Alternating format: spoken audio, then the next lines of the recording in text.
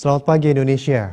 Anda menyaksikan seputar Bali terkini pukul 10 WITA bersama saya Agus Jagatraya. Menutupi kekurangan tenaga penyuluh agama Hindu di Bali, hingga saat ini penempatannya belum bisa dilaksanakan.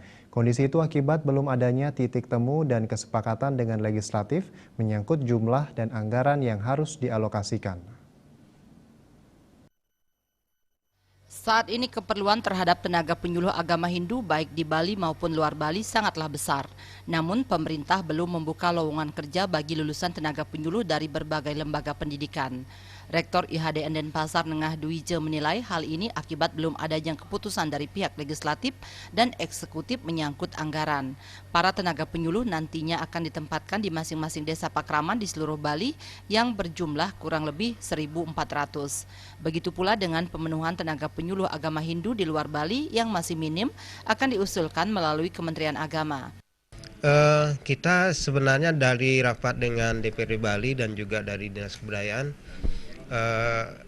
memang ada persetujuan atau kesepakatan bahwa 2016 rencana mengangkat penyuluh agama Hindu, tetapi dari sisi anggaran memang belum bisa dilakukan. Untuk tahun ini kita memang usulkan untuk bahasa Bali dulu, dan bahasa Bali sudah goal. Ke depan kita pasti usulkan untuk penyuluh agama Hindu tidak hanya di Bali tapi seluruh Indonesia. Saat ini sudah banyak tenaga penyuluh yang dihasilkan lembaga pendidikan, namun penyerapannya di masyarakat belum maksimal. Karenanya, pemerintah diharapkan segera mengambil keputusan serta mengalokasikan anggaran sehingga penempatan tenaga penyuluh agama Hindu dapat terpenuhi. Trimaje dan Indrawan, Bali TV. Pemirsa, demikian seputar Bali terkini kali ini. Nantikan informasi menarik kami lainnya dalam seputar Bali terkini 1 jam mendatang. Salam Indonesia.